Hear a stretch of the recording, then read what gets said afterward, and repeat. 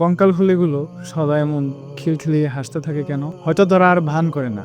হয়তো মানুষ জীবনের মঞ্চ থেকে অবসর গ্রহণ করেই তবে উপলব্ধি করে জীবন থাকতে আদৌ বাঁচিনি, এখন মরে গিয়ে এখন জীবিত নেই। সদা হাস্যজ্জ্বল একজনকে জিজ্ঞেস করলাম, আচ্ছা আপনাকে যে সবসময় হাসতে দেখি। সে বলে দিল, আচ্ছা বলুন তো জনাব, প্রতিটি হাসির আড়ালে কি কেবল শুধু সুখেরই বসবাস?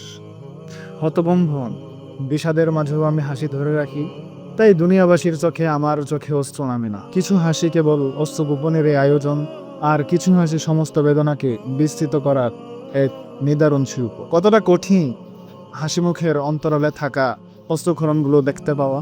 এই বিষাদের ভার যার বুকে চাপে, উপলব্ধি কেবল তারই ভাগ্যে জুটে। একটুখানি বিষাদ সবারই গল্প, একটু আলো আধারি সব জীবনেরই অংশ। এভাবে কেনই আমরা সময়গুলোকে হারাতে থাকি? অবশেষে হৃদয়, তুই এতই কেন নাজুক? কত শত বিষাদময় দুনিয়া, অন্তঃকরন্ত নিতান্তই নগণ্য।